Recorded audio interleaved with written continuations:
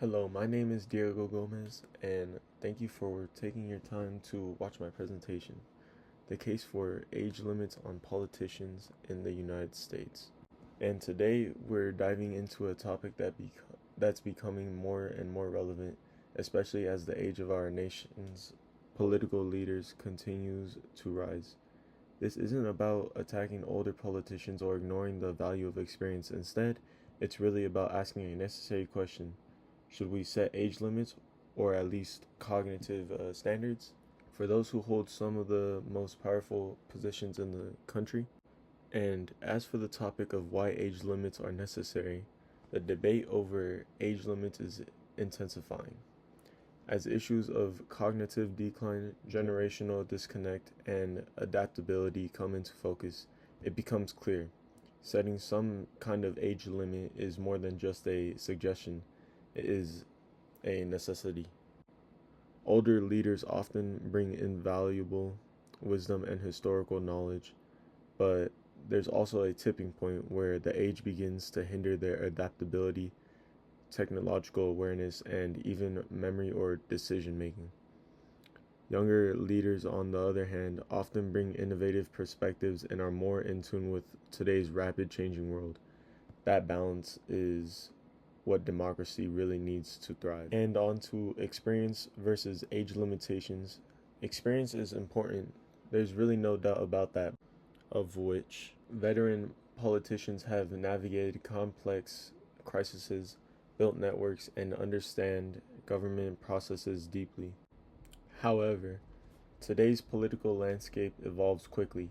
Issues like cybersecurity, climate policy, and social media driven activism requires leaders who are not only informed but also responsive and mentally agile. And as The Atlantic noted in 2024, the first signs of cognitive impairment appear at an average age of 76.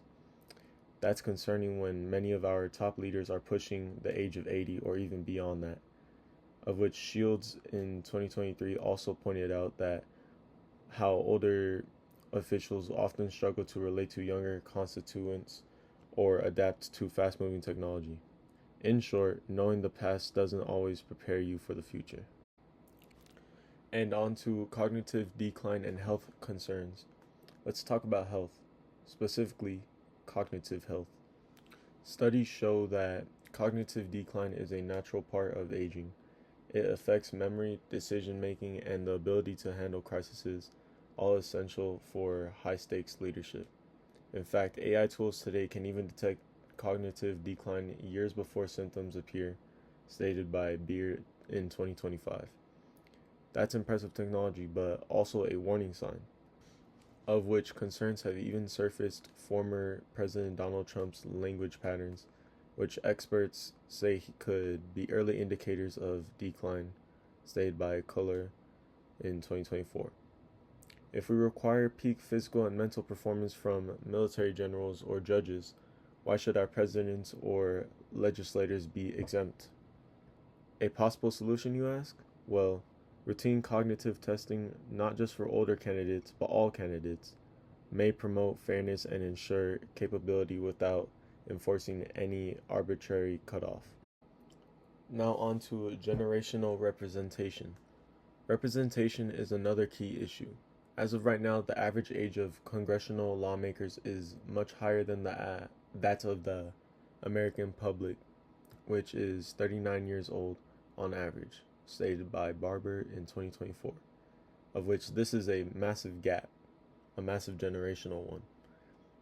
Take Matthew Alejandro Frost, for example, the first Gen Z member of Congress, of which he's championing for issues like gun control and LGBTQ plus rights, topics that resonate deeply with younger Americans, of which leaders like him represent a generation that's inheriting the future but barely has a voice at the table.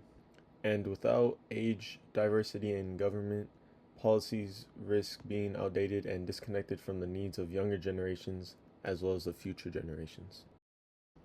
And when it comes to international comparisons, other countries have already recognized this, of which in Switzerland, citizens as young as 18 years of age can run for federal office, encouraging early civic engagement. Meanwhile, the U.S. still requires candidates to be at least 35 to run for president, as stated on Wikipedia in 2025. We're not suggesting extremes, but it's worth considering how successful democracies use age policies to ensure leadership competence and renewal.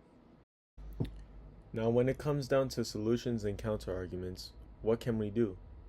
Some options include lowering the minimum age to run for president, instituting an upper age limit, say maybe even 75, or even requiring regular cognitive assessments for all candidates regardless of age. As the University of Baltimore Law Review staff in 2024 said, instituting age caps and regular cognitive assessments offer two possible ways to handle this growing issue. Now, with that concern that comes up in age discrimination, that's valid. But if we design a system based off cognitive performance, not age alone, we can avoid unfairly excluding capable older leaders. For instance, a proposal for federal judges suggests cognitive tests with the option to keep results private.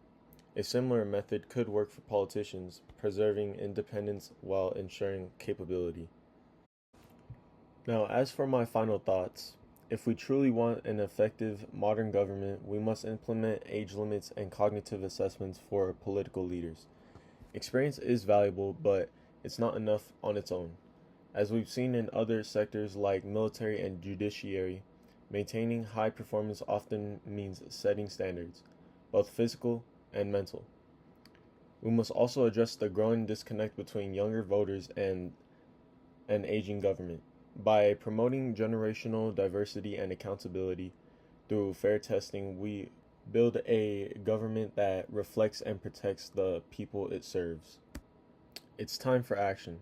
Let's advocate for these changes. The future of our nation depends on leaders who aren't just experienced, but sharp, forward-thinking, and truly capable of guiding us into tomorrow.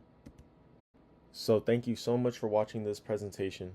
Again, I'm Diego Gomez, and I hope this sparks some thought about how we can shape a stronger and more capable government. And these are my references. So take care, and until next time, stay informed and stay engaged.